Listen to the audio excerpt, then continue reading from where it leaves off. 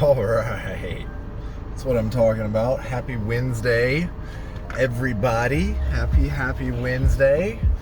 Today, we are going to continue with chapter 4 of the Art of War. And we're going to be doing verses 8, 9, and 10. And then chapter 4 is over formation, if you're looking at the pocketbook version.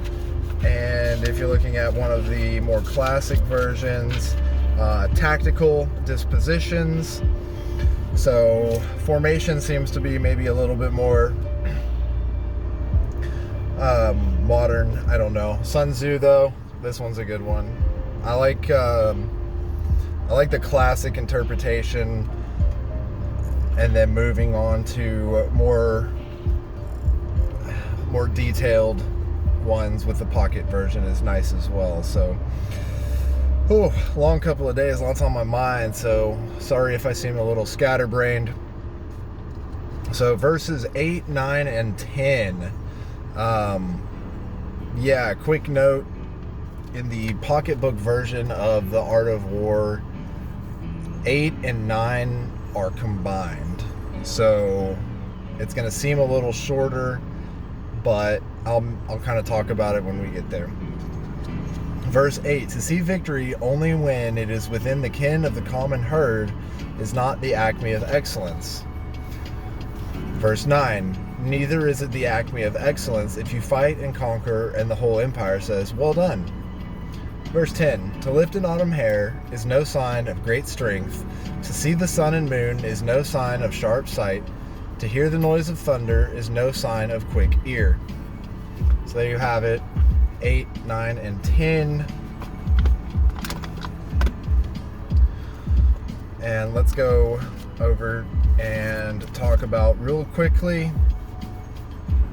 So 8 and 9 in the pocketbook version, again, they're combined. To perceive victory when it is known to all is not really skillful. Everyone who calls victory in battle good, but it is not really good. That's Master Sun. So that really does kind of boil those two into one, and it just takes out the empire complimenting you. Zheng Yu says about that, what everyone knows is what has already happened or become obvious. What the aware individual knows is what has not yet taken shape, what has not yet occurred. Everyone says victory in battle is good, but if you see the subtle and notice the hidden so as to seize victory where there is no form, this is really good. Wang Qi says, ordinary people see the means of victory, but do not know the forms by which to ensure victory. I like that one. I want to zoom in on that one real quick. This speaks to our culture in a lot of ways as humans, maybe not even our culture, but just human nature. And I think that there's a lot of people who, maybe without getting too into the weeds, but they're jealous and they see other people being successful or establishing successful businesses or finding meaning in life or doing something that is different than the ordinary, and there's like a recipe, I guess, to accomplish such, but they're unable to they do not know the forms by which to ensure victory. They're unable to find the practice. Like if you're going to become really good at golf or jiu-jitsu or writing or podcasting, they might see that in order to do it, they have to go out and get a set of golf clubs, to sign up at the jiu-jitsu gym, to train with weights, to buy a better microphone or something of that like. But they're not sure of, I don't want to say time management skills that it takes, but they're unsure of how to force themselves to repeat. And through repetition comes victory is one thing that comes to mind that I I feel like is just an innate quality for a lot of successful people. Through repetition, you'll find victory. And the form in order to find victory is through repetition. You find your form by repeating yourself. You can't go out and buy a set of golf clubs and have a perfect swing. Your form is not there yet. All right, Li Kuan, everyone can easily see armed conflict. This takes no skill. Knowledge that does not go beyond what the generality knows is not really good. So, it's easy to go to war and if it's just basic war skills, brute force, if you don't go beyond that, well, it's just not really good. Jia Lin, firm in defense, victorious in offense, able to keep whole without ever losing, seeing victory before it happens, accurately recognizing defeat before it occurs. This is called truly subtle penetration of mysteries. Interesting. Stay whole without losing. I think there's going to be a lot that touches on later, or has, previously been touched on, and we haven't covered it, and we won't until the next year. It does not take much strength to lift a hair. Master Sun, by the way, we're on verse 10. It does not take much strength to lift a hair. It does not take sharp eyes to see the sun and moon. It does not take sharp ears to hear a thunderclap. And I'm just going to reread the one out of the big book just to give y'all a quick comparison. To lift an autumn hair is no sign of great strength. It does not take much strength to lift a hair. To see the sun and moon is no sign of sharp sight. It does not take sharp eyes to see the sun and moon. To hear the noise of thunder is no sign of a quick ear. It does not take sharp ears to hear a thunderclap. So as you can tell, each translation is a little bit different, and I think that's why it's important whenever you're doing any kind of research in this regard, whether it be Latin or whatever, the Bible, the Quran, however things have been translated, it's important to look at different options. Wang Chi, what everyone knows is not called wisdom. Victory over others by forced battle is not considered good. Li Kuan, a military leader of wisdom and ability, lays deep plans for what other people do not figure on. This is why Sun Tzu speaks of being unknowable as the dark.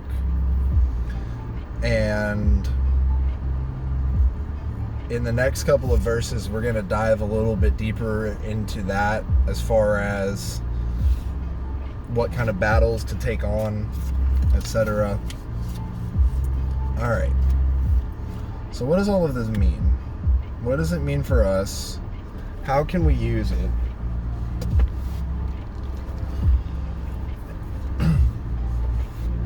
All right. My reflections of how this is related either in my personal life or can be related to a business sense. Chapters 8 and 9 speak to, like, if it's been done before, the empire, nobody will follow. No one will be surprised if you follow the recipe for success.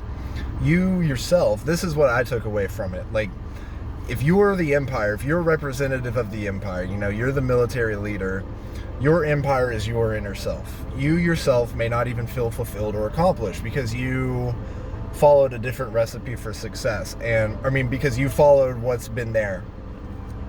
And I felt kind of like this when I first tried to get into the financial services industry, and they kept trying to funnel me through becoming a life insurance agent first before becoming a financial advisor. They were just like, well, just do this, just say this, follow this sales pitch, and you'll be successful one day. But there's no meaning in that.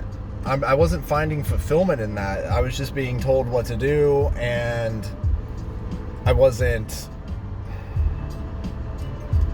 I wasn't finding meaning. And I think that goes for a lot of people. I think that, just because someone else is doing something, like real estate, I think is a great example. Lots of people make lots of money doing real estate.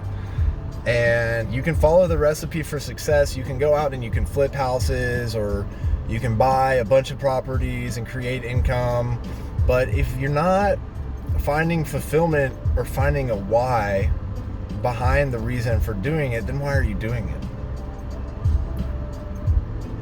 Just because you initiate and win does not mean it was virtuous. So that one talks to, just because you start a battle and win, it doesn't mean like it was good. To kind of go back to what they said, like, it's not virtuous just to go to war and drag others to war with you. And again, if we go on the principles of the last ones, we need to make sure that we're going to war and we're going to be undefeated. And then there's a lot of other principles in the book about going to war for the right reasons, because you really don't want to lose a lot of men. You don't want to lose a lot of your army if it's not for a very good reason, and then you just end up in a very bad place, and you don't go down as a hero in the history books. So to relate that to business, just because you can go out and do the thing, get the license, start the business, are you doing it for the right reason, or are you doing some kind of business that's not moral or ethical? There's plenty of things that you can do that are scam like and just take advantage of other people. This is one thing that they train on in the insurance industry to watch out for, elder abuse and things like that, getting people to roll life insurance policies or annuities or things like that just for the commission, because fading like dementia and that sort of thing is something to watch out for.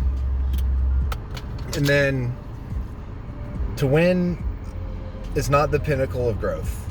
Anyone can win and achieve, but few understand the means to win and had the foresight on how to win. So that was one of the interpretations by one of the generals, in the sense of, well, and also when Master Sun said it's not the acme, right? The acme is the pinnacle of growth. It's kind of my loose interpretation of that definition. And so, since it's not the pinnacle of growth just to win, you need to know why you're doing it, what you're going to do after you win, and that sort of thing. There's so few people who take the time to plan and take the time to prepare and take the time to find what sort of outcome they're going after and truly achieve the foresight on how to do so. Now, on to verse 10. I know it's crazy when they're all combined together like that. So, a good leader doesn't point out the obvious. In the next few, in the next few verses, I must have missed that, we show how a good leader inspires action and creates ownership of tasks in his troops. So, just because you can lift the hair, you can see the sun and the moon, these are all things that speak to things that are simple, things that are easy to do, things that don't take much foresight, right? Much reason to be virtuous. And make sure to lead by example and lead with introspection and lead by the principles in the art of war. And that's what we're going to go over, y'all. Like that's what we're going to keep covering, and we're going to keep uncovering more and more of them together. And I hope that some of that was helpful.